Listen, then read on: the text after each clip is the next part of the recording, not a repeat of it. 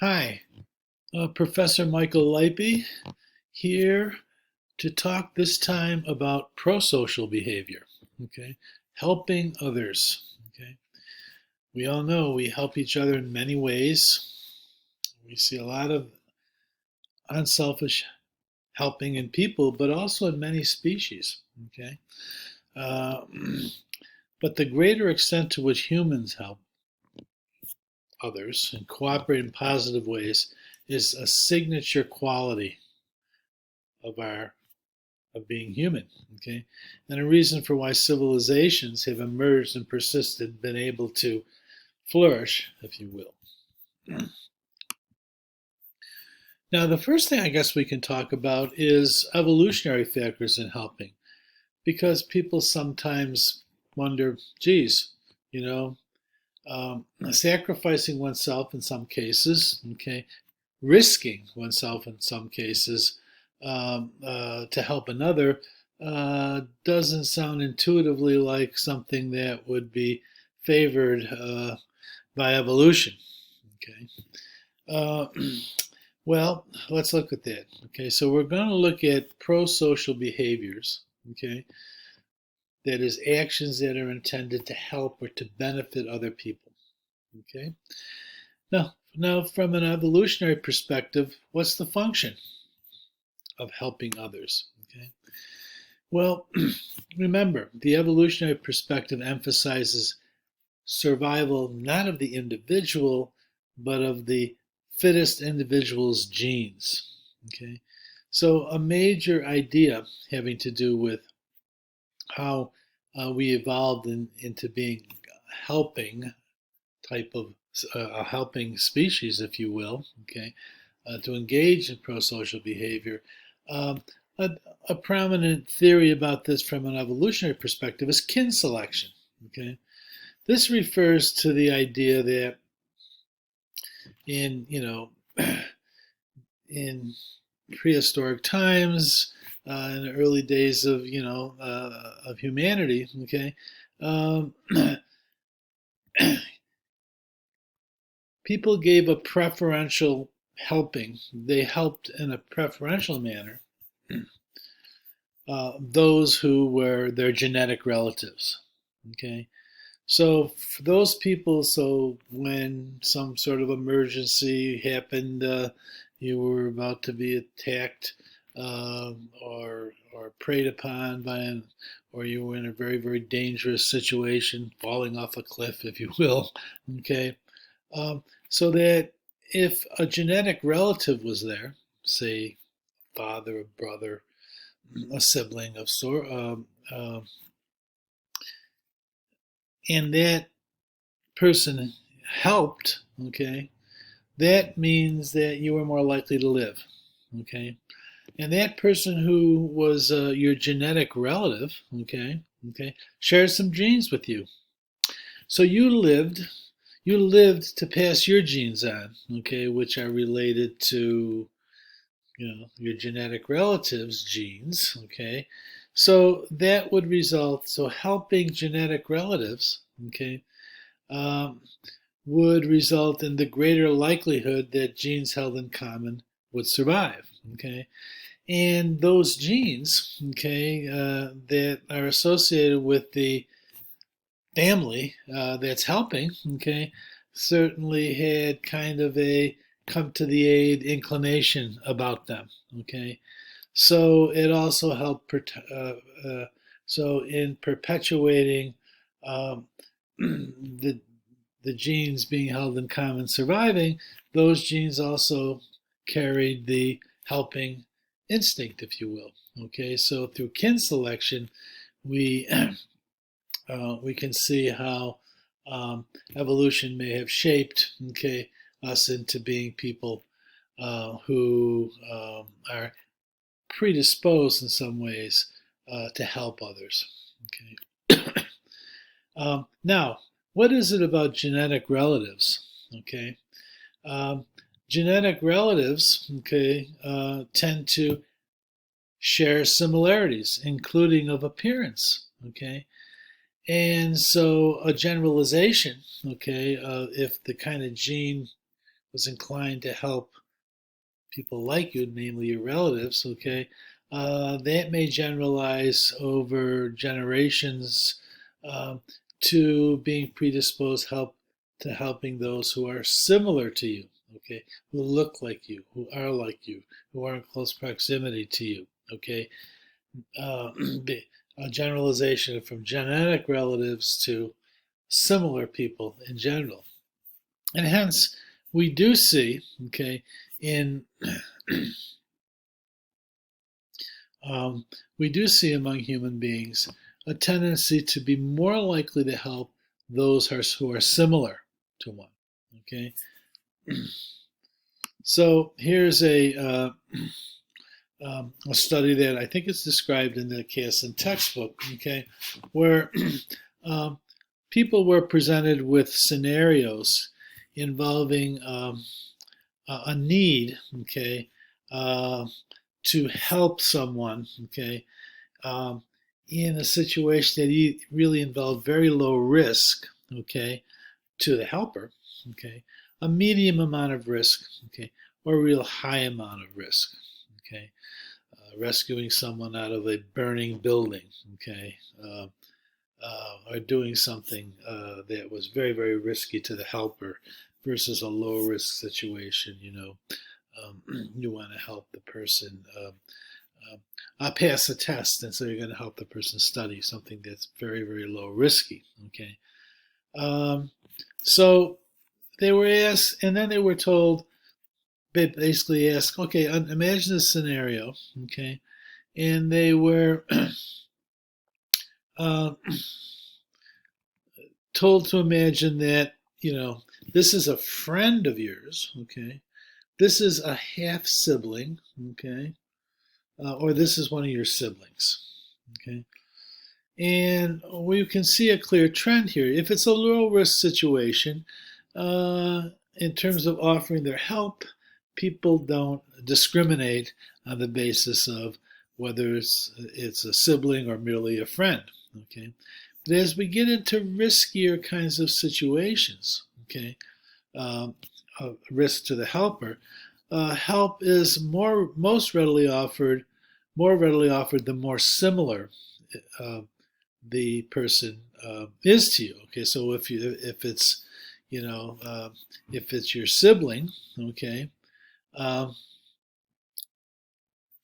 you're most likely to help, followed by a half sibling, followed by a friend in both medium risk and high risk situations. So we see this genetic closeness playing out in this scenario as being a factor in the likelihood of helping. Okay, now this kind of study has also been replicated in other kinds of studies in which the person who needs help is described as someone who is very similar to you, and that's been done in various scenarios in terms of attitudinally, in terms of background. Um, uh, or is either very similar or very dissimilar. Okay, and the more similar people are, and the most important factor seems to be the extent to which the person. Another important factor has to do with the similarity of a physical appearance. Okay, amazingly. Okay, so the more similar people are to you on a number of dimensions, the more likely, including physical, including attitudinal, okay, including demographic, okay, the more likely you are to help, okay, to offer help to that person, other things being equal, okay. So that would be very consistent. All of this is very consistent with the kin selection idea. Uh, Now, another thing that seems to have evolved, okay, and that we basically into a human trait, and we differ in the extent to which we have this, is the idea of empathy, okay? This is the understanding or vicariously experiencing another individual's perspective and feeling sympathy and compassion for that individual. And from an evolutionary point of view, okay, individuals who basically had this an inkling toward empathy, okay, um, would be those who would be most likely to help. Okay, and if they're helping people who are genetically similar to them, then if you will, the empathy dream gene becomes more likely to be passed on. Okay, so empathy, which is a motor, okay, which is which is an internal sense that kind of is triggered by seeing someone in need, and then in turn guides and directs helping. Okay, so this whole idea of this the ability to understand and vicariously sort of experiencing the other person's perspective, as Bill Clinton famously said, feeling their pain. Okay, um, basically is a major kind of sort of driver of helping. Okay, people who are high in empathy, okay, are more likely to help.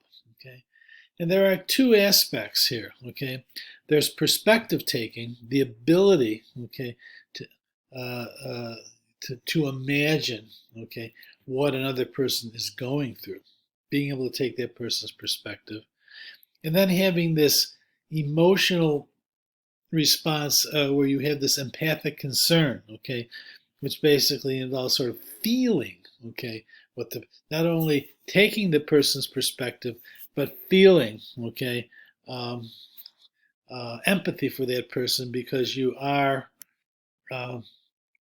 you're sort of in touch with what they must be feeling, and that triggers the emotion, the sympathetic concern in you. Okay, so empathy is an important individual variable. Um, uh, it's a wired-in thing, but we do differ in terms of empathy. Okay, as as an individual difference variable, but it's a very important driver of helping.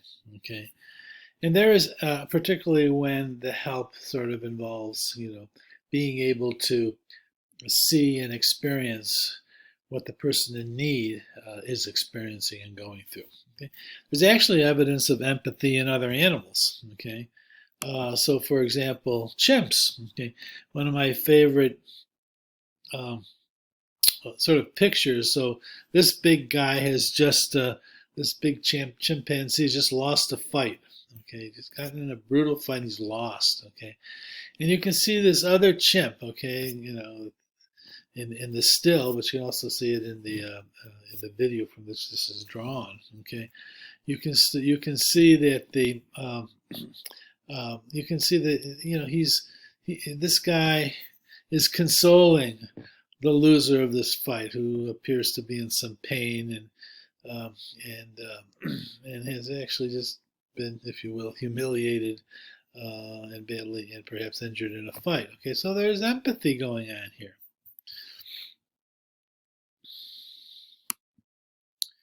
So kin selection, the evolution of empathy, these help explain how the helping instinct developed in people, okay, and helps explain, okay, particularly empathy, how helping, one of the important sort of drivers of helping and pro-social behavior in the modern world.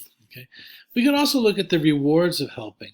Okay, um, so a lot of people think, well, much helping, okay, is kind of egoistic. Okay, in a sense, what we're doing is when we help others, is we're helping ourselves. Okay, um, because rewards can be psychological as well as material. Okay, so you can get rewarded for doing helpful things. Okay, that in some material way, but basically, okay, uh, we can also have this kind of intrinsic reward associated with helping. I'm sure many people have experienced that because of our evolutionary heritage, and in part due to socialization and learning and observational learning, okay, helping can feel good, okay, which is itself rewarding. When we help, we feel very good about it, okay, that's a reward, okay, and it makes us perhaps more likely to help in the future, okay, And this whole idea that helping feels good, that it's rewarding, is really another major factor in helping. Okay. Now that reward, okay, and other rewards associated with helping, okay, such as in an emergency situation, avoiding embarrassment, if you will, helping, not helping, various kinds of other kinds of things can be rewarding, but of helping, okay. But these potential rewards can be offset by costs. Okay, we're going to talk a little bit more about the costs when we get into this whole matter of bystander intervention. Okay, and indeed, most people seem to do a cost-benefit analysis before deciding whether to help.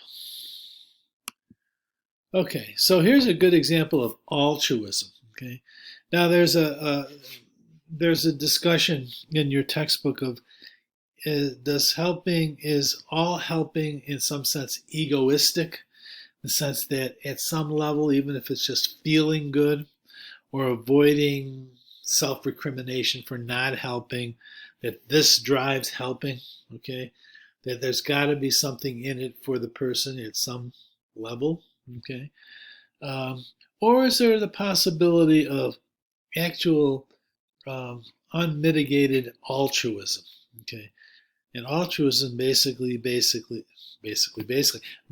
involves sort of an unselfish regard for the welfare of people, that we spontaneously help, that it's something we do and there's no thought at all of ourselves, okay? Even in terms of an intrinsic reward. Can people basically be wholly altruistic, okay? And there's a debate, there's been a lot of research. Is it altruism? Is it egoism? Okay.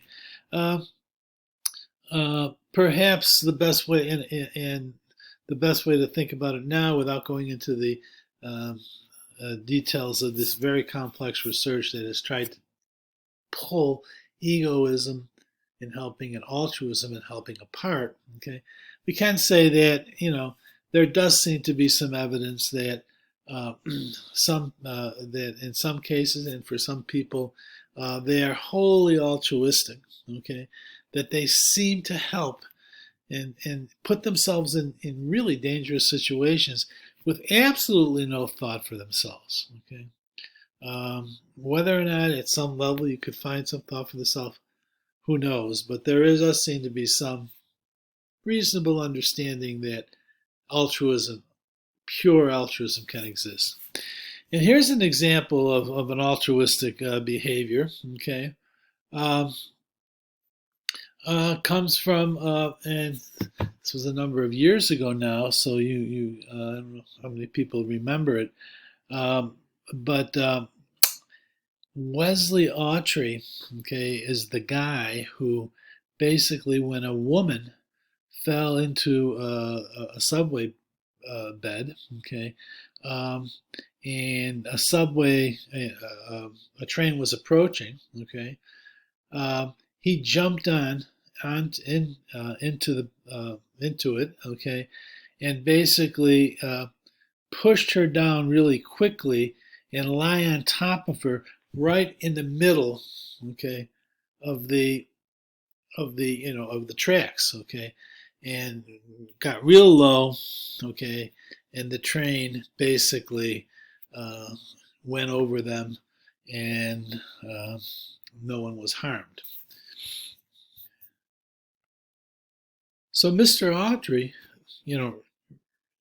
did something extremely dangerous, took a real risk to his own life to help this complete stranger, okay. It was kind of an awe-inspiring act, okay, and it seems to have been an act of pure altruism, that he just jumped into action like spontaneously, and did what he did. So that might be a good example of altruism. Okay, let's move on. Let's move on to the bystander effect. Okay, many people have heard about this. So the bystander effect refers to this kind of paradoxical and ironic relationship uh, between the presence of others, the number of people present to witness, say, an emergency, okay, the likelihood that the person who needs the help, the victim or the injured party or whatever it might be, uh, becomes less likely to get help the more the people are around. So it's the effect whereby the presence of others inhibits helping. Okay, which is kind of paradoxical. You think that the merrier, the more the people are around, the more likely are going to get help. So, but why does this happen? Okay, that's the question. Okay, now let's look a little bit at um, the history of the research and give an example, a couple of examples of in video of bystander inaction. Okay, that's not inaction, but inaction. One word, bystander non-action. Okay. So in the beginning, and this is lore now, right? So most people probably know about the Kitty Genovese um, case. Okay, um, um, she was murdered on March 13th, 1964. Okay, so we're getting on what closing in on 60 years ago now. Okay, 58 years. Um, so Genovese Kitty was basically coming home from um, her job as a server. Okay, back then it was a bartendress was the term that was perhaps used back then. Okay, at a place at a bar. Okay, in Kew Gardens. Okay, and coming home late at night from work, it was like 1:30 in the morning. Okay, she basically, got off the subway. She walked home. Well, actually, she walked across the. Uh, well, um, pardon me. Um, so she was walking toward her apartment. Okay, which was down the way. Okay, um, and she was attacked by a man. Okay, right here. Okay, who began to beat her and attempted to rape her, and she screamed and screamed and screamed, and actually got away from the guy. Okay, and managed to run this far when the guy caught up with her, and then he continued to assault her. Okay, he raped her. He ultimately murdered her. Okay, and um, the alarming thing about this, as if it wasn't alarming enough just to happen, okay, was that there were all these witnesses in their apartment buildings. Okay, um, so the estimate was at least 38 people in their apartments. Okay, witnessed, heard, in some cases saw what was going on.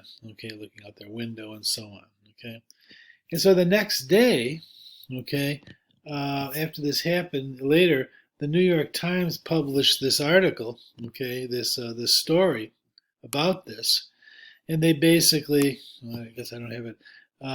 Basically, the title was 38 witnesses, okay, and no one helped, and this poor woman died, okay, was murdered, and if you will, in front of uh, at least 38 others.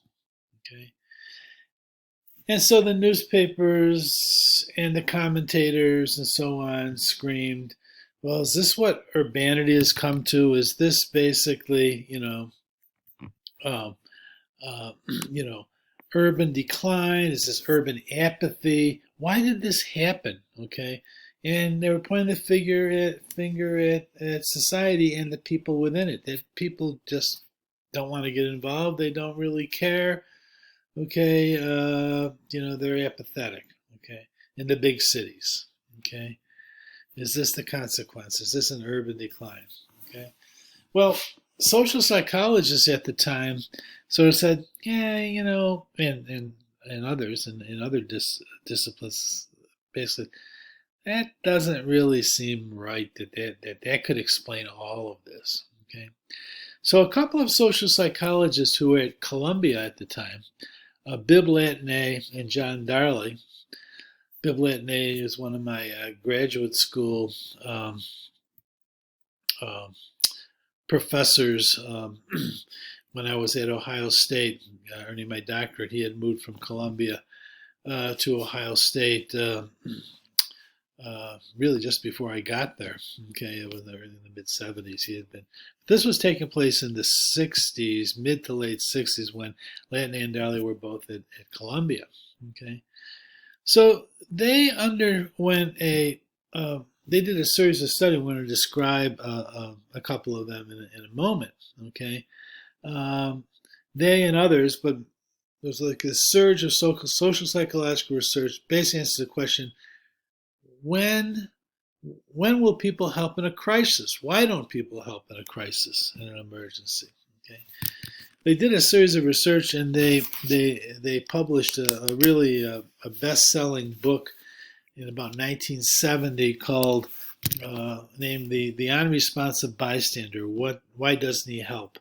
And this monograph basically described the research and that they had discovered that, well, they're social psychologists, of course, okay. What seems to be going on is more situational than it is personality, okay, of people, okay, that there are various situational forces at work, okay, um, that can inhibit people from helping, and other forces that can actually, they were discovered later, that actually can sort of facilitate. So that the problem had to do with the situation. So we're going to see how. Bottom line is that their research, this monograph won a lot of awards. It gave us lessons on how we can succeed in getting and giving help. Okay, but let's look at these situational forces. Okay, but actually first let's take a look at to watch a quick YouTube about the lack of helping that can occur. Okay, so here's a video that I'm hoping is going to, yeah. Place like this street in New York City, if you were unfortunate enough to be the victim of a crime or taken ill unexpectedly, you might think that surrounded by all these people, someone would intervene. After all, isn't there safety in numbers? Psychologists say no. Research suggests that often a victim is less likely to receive assistance when surrounded by a group rather than a single bystander. When people are in a crowd, it's easier to pass the buck. It's what psychologists call the diffusion of responsibility. Liverpool Street Station in London, a busy thoroughfare for commuters. Unknown to these passers-by, Peter is an actor. As part of an experiment on bystander apathy, he's pretending to be ill. Help! Help! How long before he gets help? Please, somebody. Help! Help me, somebody. Please help me. Helping would be inconvenient or even risky. He lies there for more than 20 minutes and no one raises an eyebrow. Please, somebody help me. It's always very distressing to watch situations like this where people are obviously suffering and no one's actually helping them. But what we have here is two conflicting rules. One is the rule that we ought to help, and the other is the rule that we ought to do what everybody else is doing. And here you have effectively a group of strangers who are exerting the pressure not to intervene, not to help. And it's very difficult to rebel. Ruth, another actor, takes Peter's place. How long before she receives help?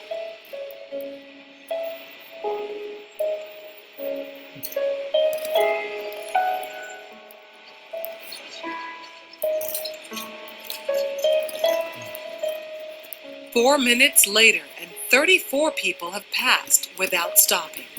Well, people don't really want to know. They just haven't got the time. Well, they have got the time, they just don't want to get involved. Unwittingly, these strangers have silently formed a temporary group with a rule: don't get involved.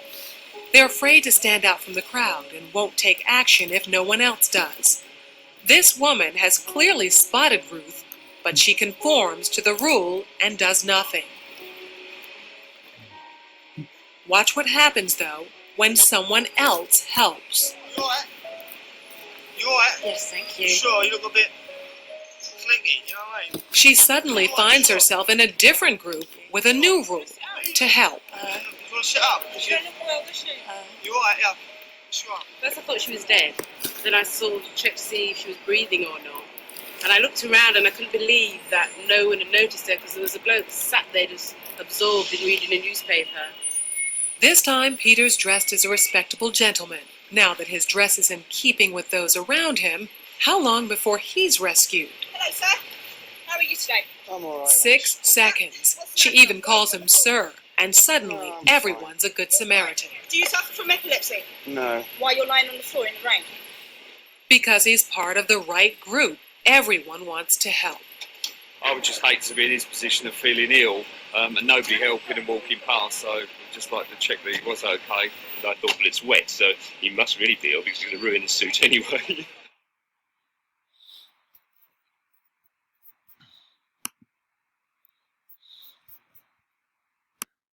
So there you have a bystander non-action depicted. Okay, I want to show you another very short video that Harold Tacougian basically made many years ago. Tacougian was a professor at Fordham University at Lincoln Center, right next door to us, basically, here at John Jay. Basically what Tacougian, so he was a social psychologist, and he ventured out in the 60s to basically demonstrate bystander qualities, factors. Just going to give an example of how bystanders may not help much on the streets of New York. So he basically filmed this. You're going to enjoy the film. It's very short, but it basically shows New York in about, I don't know, 67 or 68, and you'll enjoy this.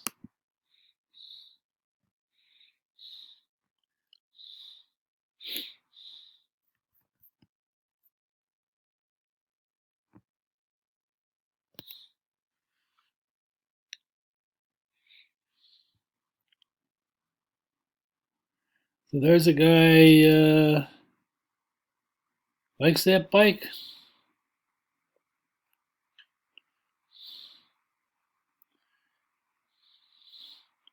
And steals 2 bikes right in front of lots of passersby.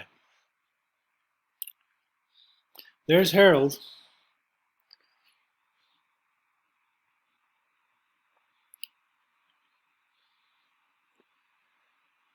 He's going to try to do a little pickpocketing here.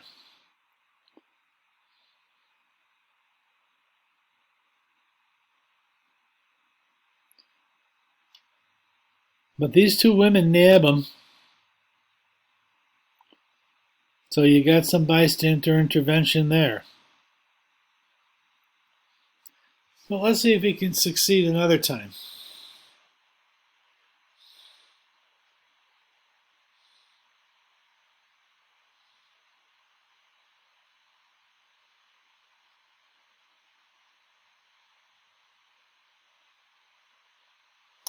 This time, he succeeds.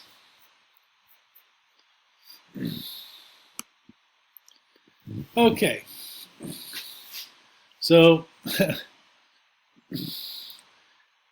kind of interesting. Okay. Let's see why there was so much of a lack of help.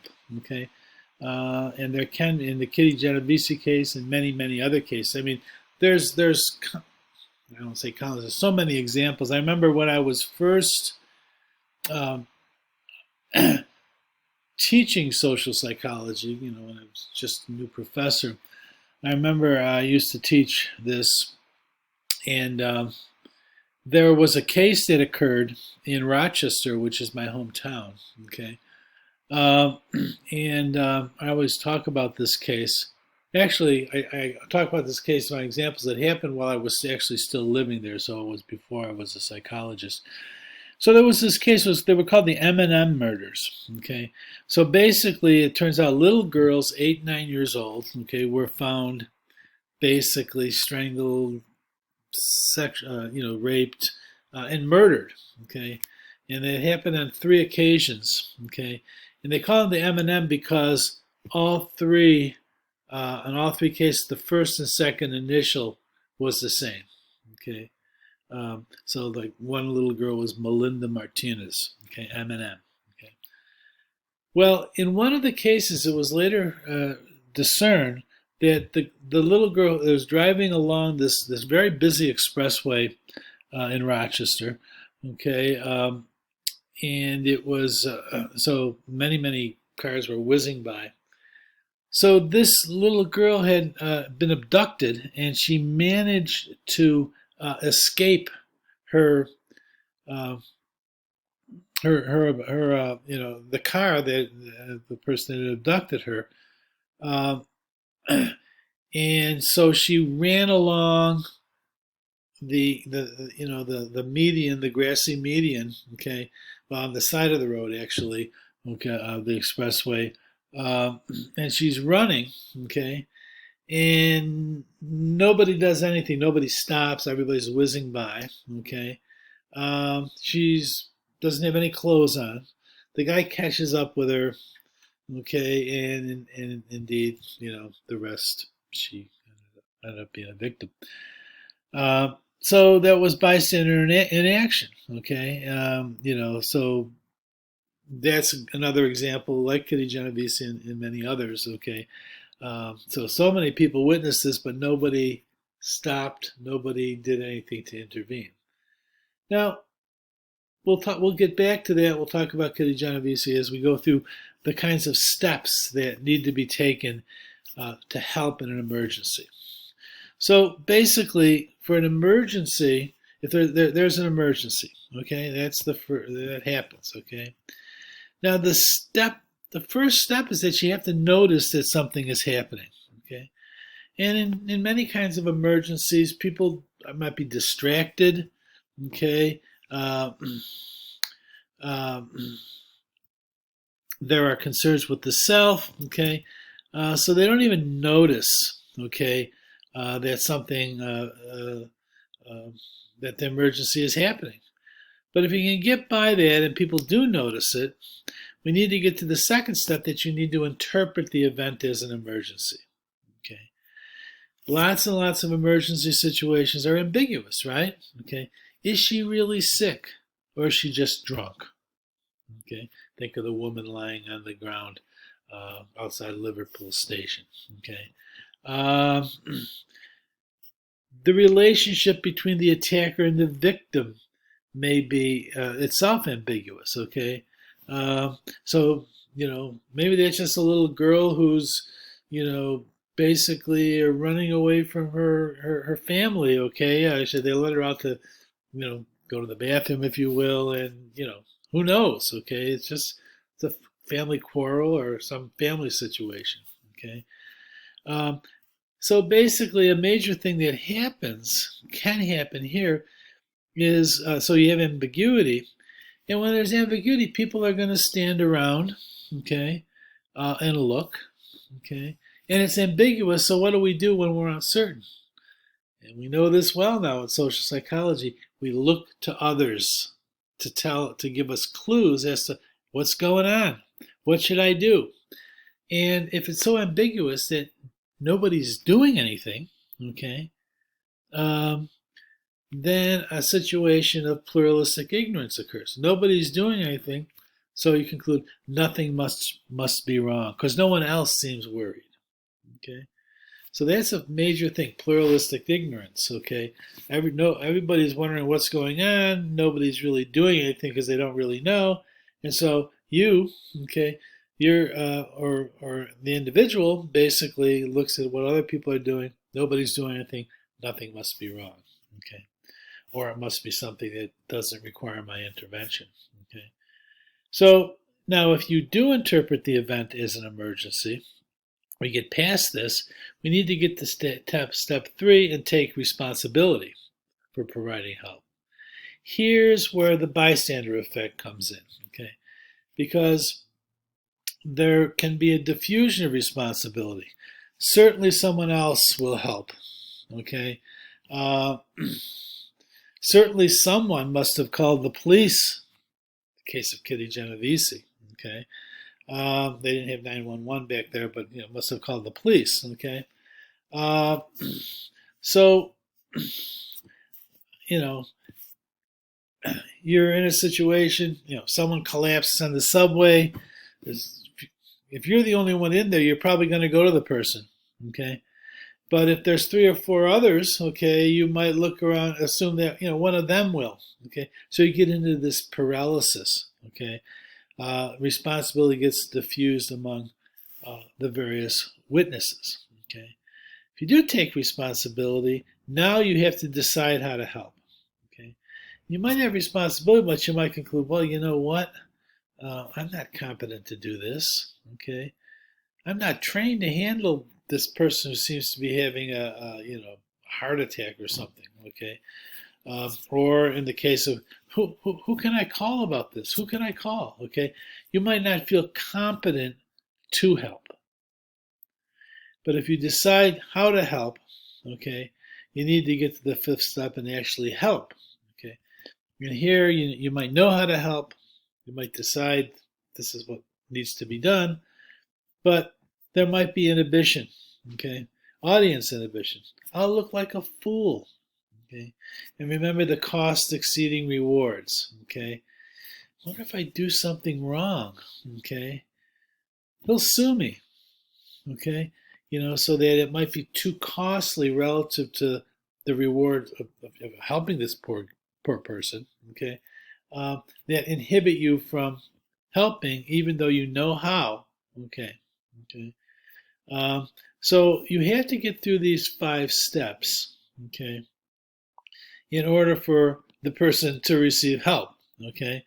So if you're in an emergency situation and you're a victim, okay, you're going to get help only if at least one person can make it through these 5 cognitive steps, okay, and then get to the point where the person actually helps, okay? So bottom line, if you look at this nice graphic, okay, these are all situational factors. None of them really have to do, well, some a little bit have to do with personality or personal thoughts and beliefs and so on. But mainly it has to do with the presence of others, what others are doing, okay, and how we're influenced by that, okay? So, and also by things that can distract us from even noticing, okay? So it's very... it's mainly situational factors that are the obstacles to helping. Very social psychological. Okay, so there are some classic, very revealing experiments that Latney and Darley did back in the day. Okay, one was the seizure experiment. Okay, so they did this study in which basically there are up to 5 different participants in the study, okay?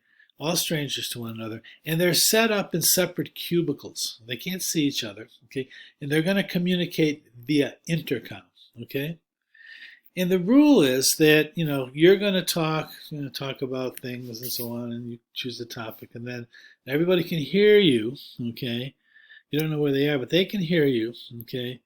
And then it's going to move on to the second person, okay, who you can hear, okay? but you can't see. And the other person describes it. And then it goes on to the third person, the fourth person, the whole group. Okay, could be a group of two, you and one other person. It could be a group of, whoops. Okay. But the experimenters have it set up so that one of the communicators, one of the participants is actually Confederate. Okay. And around the second round of exchanging information in this serial way, where you can talk, others can hear, and then the next person can talk, others can hear, and so on. The Confederate and he's talked previously about, it's been a problem for him because he's prone to epileptic seizures. He has these seizures every once in a while. They're very, very dangerous, and they really interfere with his life. Okay, he starts having one as he's talking. He starts calling out for help. I'm having a seizure. You hear him choking. You hear him, a bit of gasping. Okay, he's having a seizure. The other subjects can hear it. Okay, but they don't know where he is. Okay, he needs help. Okay, and what basically the help would come in the form of leaving your room, finding the experimenter, and say, "Hey, man, this guy's really in bad shape. Okay, he seems to be having a seizure. He needs some help. Can we get some help for him?" And so what we look at is how many people, okay,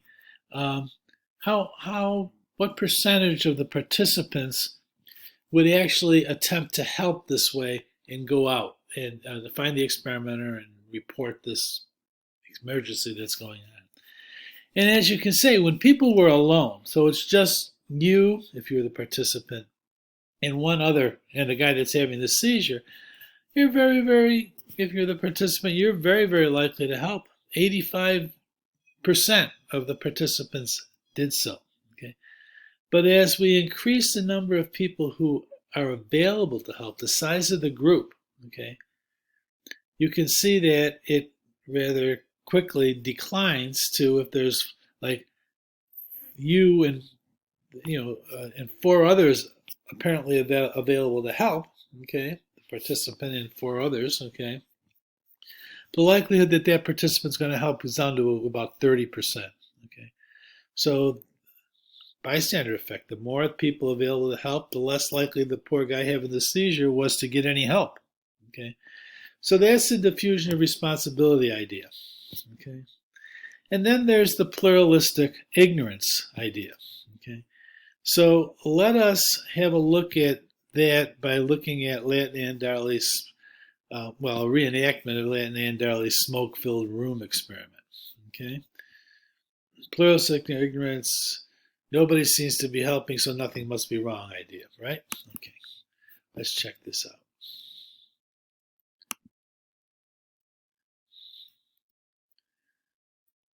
Here we go.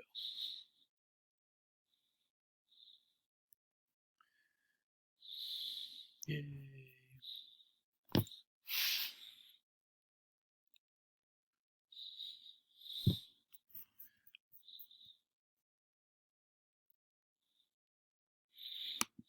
It's obvious that we don't intervene in many kind of emergency situation because there's too great a risk our life or limb. But now, what happens when you're in a situation where if you don't act, it could be a risk to your life? Imagine you're in a room, and a smoke alarm goes off, smoke is pouring out from under the door, and if you don't leave that room quickly, a fire could erupt, and you could be suffocated or burned to death. It's obvious what you do. But now, again, what happens if you're in that same room, and there are 10 other people, and all of them do nothing?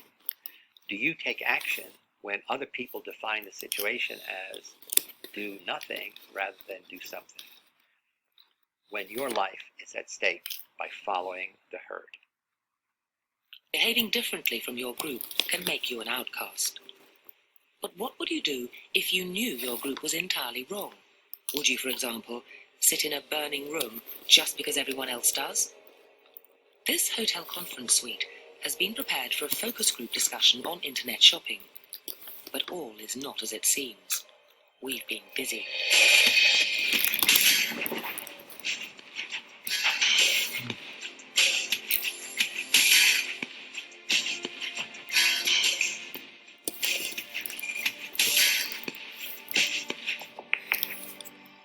This is rigged with 4 hidden cameras and 6 concealed microphones. And psychology professor Dominic Abrams is watching from our control room, which we built in an adjoining suite. Now it's just a question of sitting and waiting. Right, so this is a questionnaire all about kind of shopping habits and everything here. So just move that off your chair. Our first participant is Mary Mizuno, a London student who thinks she's arrived early.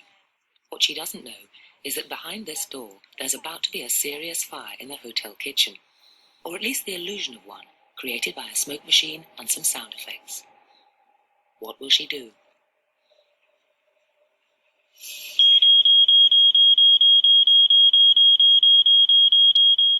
She's now noticed the smoke and is concerned. At this point, she decides to investigate to find out what's going on. She's immediately taken responsibility for figuring out what to do.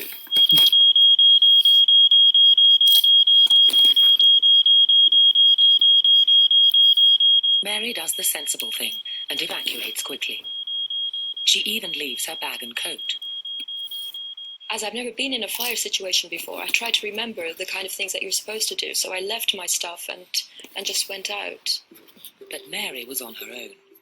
This time, we've planted 7 actors who are all in on the experiment. We've said to them, when you see the smoke, do nothing. Our second participant is Lauren Heffernan, also a student. What will she do? In this situation, she'll be following a script. The script is partly written in her mind. It's a script which is borrowed from things like sitting exams. Most situations like this have some element of expected or scripted behaviour. But what will happen to her script when we make a slightly unusual situation very unusual? Nothing to start with, so we get her attention. Now, how long before she dashes out of the room?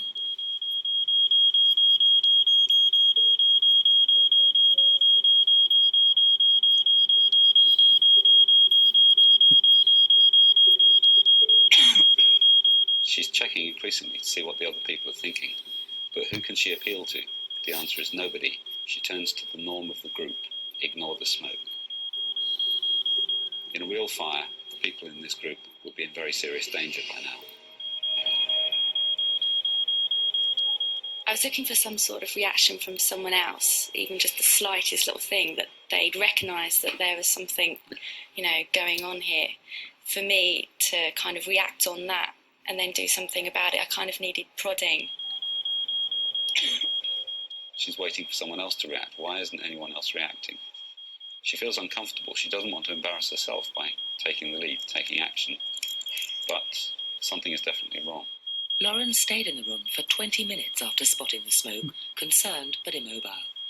The fire brigade say that if this fire had been real, even if flames hadn't burnt through the door, she would have died of asphyxiation in this time. In the end, we had to ask her to leave. What about here? Thanks. I was surprised that I didn't do anything at all. I was just literally waiting. I just thought that someone else is surely going to say something soon. And because no one else did, I just didn't react at all. We tried the experiment 10 times, and the same thing happened over and over again. If the person was on their own, they left quickly. If they were in a group of 3 or more, they stayed, rooted to the spot. The average length of time they stayed, 13 minutes. In real fires, people die because of behaviour like this. In 1979, a blaze at Woolworths in Manchester killed 10 people. The fire occurred during the day when the store was occupied by hundreds of people. Most of those people managed to get out quite safely. The people that died in the fire were actually using the restaurant at the time. But why so many fatalities in the restaurant? Investigators eventually realised that people simply hadn't evacuated. They'd waited to pay their bills. That was their routine. We go into a restaurant. We sit down, the waiter comes over, we choose a meal, we eat the meal, we pay for the meal, and then we leave the building. That's our script, if you like, for eating a meal. Worse still, everyone was following the same script, and no one wanted to be the only one to stray. One of the main reasons why people died in the Woolworths fire is because they didn't want to be the first to react. They didn't want to stand out for the crowd and went along with the crowd behaviour. Only one person in our experiment didn't go along with the crowd behaviour, artist James McKechnie. What's that coming up from under the table? Is it fire? Can I?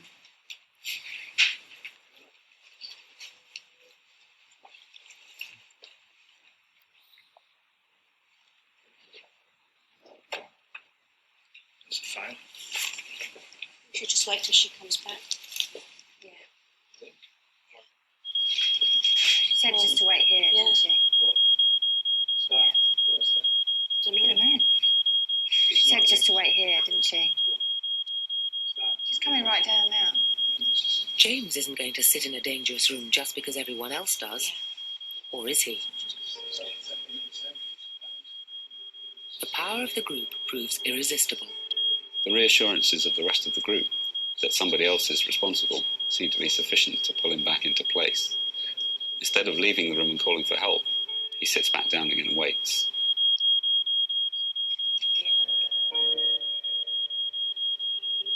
Now everybody's looking at the smoke, but in some ways that gives the group even more influence. After all, if everybody can see the smoke and no one's panicking, well, it would be crazy for him to do it too. James stays in the room for another 10 minutes before finally leaving. In a real fire, he wouldn't have been able. He'd have been unconscious and close to suffocation.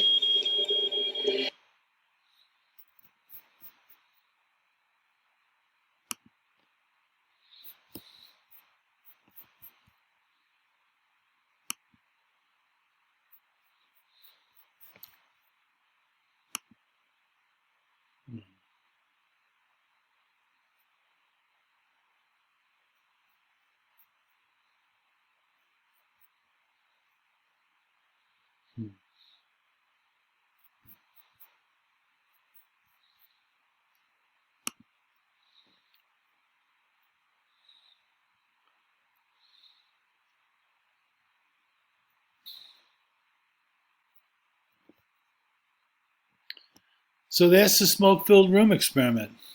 Now in Latney and Darley's study, they had people, 1, 3, 5 people in a room, and they were all naive participants. They weren't Confederates who were just told to just sit there. Okay, so what they found, what they looked at, they put smoke coming into the room, and they waited for how long would it take for someone to come out and report it.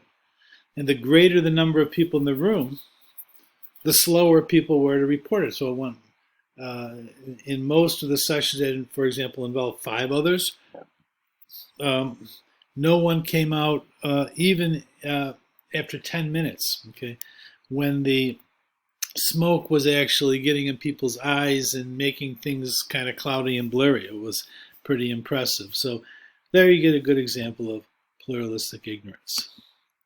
Okay, so that's the bystander effect and some of the reasons for it. Okay, and let's look a little bit more briefly here on other factors that promote helping, say, in an emergency. Okay, so we've seen the steps. Okay, but we also notice that bystanders are more likely to help when the person that we might help appears to be in need, deserving of assistance. So the more needy the person seems to be, the more likely that you can break through the bystander effect. Women are more likely to get help. Similar others, let's go back to kin selection, okay, are more likely to get help. Small towns, rural areas, more likely to get help, okay. A lot of that has to do with the greater likelihood of knowing people and the greater likelihood of it being of it being an unusual kind of event. Okay. Now, when we're feeling some guilt, okay, or just saw someone else trying to help, if we're not in a hurry, we're not preoccupied, we're in a good mood, all these factors are going to push in the direction of us giving some help. Okay. How do we avoid the bystander effect? Okay. Well, the bystander effect is reversed when first the bystanders know or feel connected to each other. Okay. So if you're in a group of, for example, friends, okay, you know each other, then the greater the number of friends around you, it's probably not going to have much of an effect on your helping. You're going to help. Okay. Going to break through that. Okay. When effective helping would require multiple helpers, you get more help. Okay. And people who are in leadership roles, okay, people who are in helping occupations, actually, there's a personal variable that actually contributes to a greater likelihood of helping. Okay. When you risk embarrassment or scorn for failing to help, remember that's a cost. Okay. Well, that's it can be a cost of being embarrassed, but it can also be a reward to feeling that, well, to avoid being scorned, okay, if you will. Think about that and reward cost things. Getting help in a crowd. What should you do? Okay. Well, the important thing is you got to counteract, okay, the ambiguity of the situation by making it very clear that you do need help. So that you need to cry for help. Okay, that reduces the ambiguity. I need help. There's no ambiguity there. Okay, reduce diffusion of responsibility by singling out particular individuals for help. You make eye contact. You point to them. You help me. Okay, you make a direct request. Okay, these are lessons that we've learned from all the research on bystander intervention that began with Latine and Darley. All right.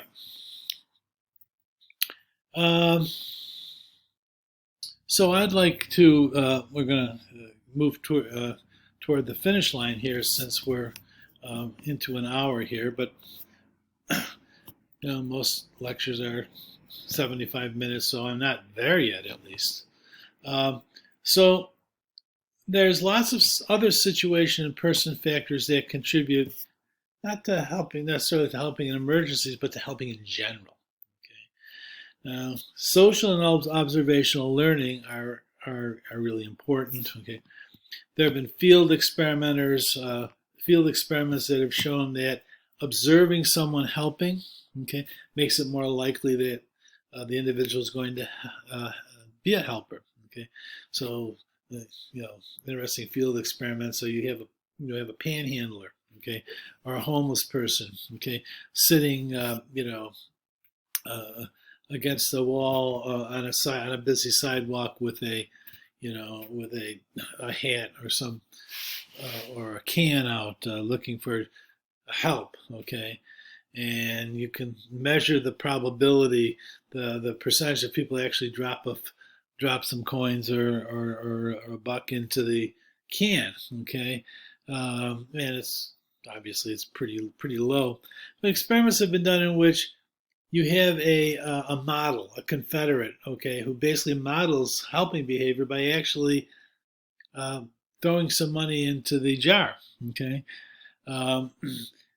does that affect the people who have observed this or are walking down the sidewalk behind them? Okay, and it does. Okay, watching someone give, okay, or help this way actually increases the likelihood that people who observe this are likely to, help and make a donation, if you will. Okay, parental influences. Okay, parents are tremendous models of helping behavior. Parents who are helpers, who teach their children to be helpful, who the kids observe helping. Okay, those kids become more likely to be helpers. Okay, media role models. Same kind of effect. Okay. We also know that in-group members and attractive people are more likely to receive help. Okay. And we also know that mood is a factor. We're going to get back to that in just a second. So good moods and doing good. Censoring conditions such as the weather ambient scents actually can affect people's willingness to help because they affect our mood. Okay, so here's a wonderful field experiment that was done in which a person was basically in a mall, okay, and the person is essentially panhandling. Homeless person may be asking for some help. Can you give me the money for lunch or this kind of thing? And this was staged either in front of a bakery store, okay, like Annie's Cookies or something like that, in which really ambient, really pleasant smells, okay, were emanating. It smelled really nice and chocolate chip cookie-ish, okay, versus the same thing going on in a setting where there was no discernible ambient smells, okay. You can see that when the pleasant smells increased mood and also increased the percentage of people that helped, okay. So good moods lead to helping, and there are some reasons for that, okay. So a lot of it has to do with, you can see a relationship here compares a little bit to when do people kind of take the peripheral route, okay, to persuasion and so on. When do people, just go on automatic and kind of do what's, do whatever it is to keep them in a good mood. So feeling good leads to doing good because people desire to maintain a good mood. When we're in a good mood, we're motivated to maintain that mood. Helping others makes us feel good, so it can help maintain a positive mood. Okay. Positive thoughts and expectations. Positive moods trigger positive thoughts. So, what a wonderful day. And if we have positive thoughts about others, we should like them more and should have positive expectations about interacting with others, okay? And these factors make us more likely to help them because those positive thoughts, okay, about the day, about these other people who are in our day, who are passing by, who look to be in need of help, those positive thoughts emanating from the good mood, okay, make us more likely to help them. Now, feeling good might not lead to doing good when the costs of helping are high, okay, and basically that's because it's going to bring you down, okay, it's going to put our good mood at risk if it's really a costly helping situation. And positive thoughts about social activities, okay, that conflict with helping can decrease helping. If our good mood makes us want to go out, party with our friends, our motivation to engage in this social activity may help prevent us from taking the time to notice or take responsibility for helping someone in need. So normally, in the day-to-day lives that we have and out there in the world, feeling good actually contributes to doing good, to helping, okay? Under certain circumstances, certain kinds of situations where help may be needed, it may not help to be in a good mood. It may hurt. But generally speaking, good moods tend to lead to helping, okay? Except under these kinds of conditions that we've noticed here. Bad moods. Well, negative feelings can promote pro-social behaviors too. Isn't that interesting? Okay. There's a weaker correlation than found with good moods and helping, but sometimes being in a bad mood, okay, can actually promote pro-social behavior. Okay. So, why? Okay. Well, okay.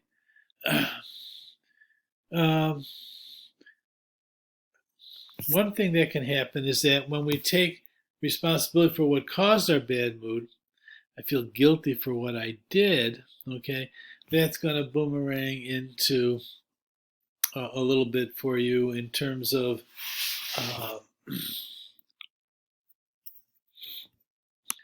that is, if you feel guilty for what you did, okay, you want to rectify that guilt, okay.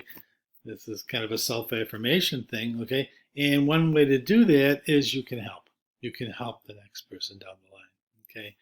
When we focus on other people, okay, we make a downward social comparison, okay.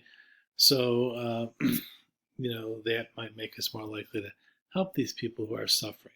Okay, and also, you know, we may boomerang into, not boomerang, but we might launch into thinking about our personal values that promote helping. You know, and you know, in a bad mood, you start thinking about your personal values. You want to escape that negative self-awareness, right? And so you may actually then increase your helping. And then there are various ways in which negative moods can actually make us less likely to help. Okay, and I'll let you read about those, okay? When we blame others, if we become very self-focused, okay, we can't get out of it as we might be able to here, okay? And if we think about those values that are not associated with helping because we're in a bad mood, that can also be a downer in terms of that mood helping us. But the relationship between negative moods and helping is much weaker than the relationship between good moods and helping, where, backing up, we know that for the most part, good moods really, in general, tend to make us better and more eager helpers, if you will. All right. Well, then that'll do it. Okay. So enjoyed presenting some positive aspect of human behavior to everyone, and we will see you next time, or at least interact with you this way next time. Take care.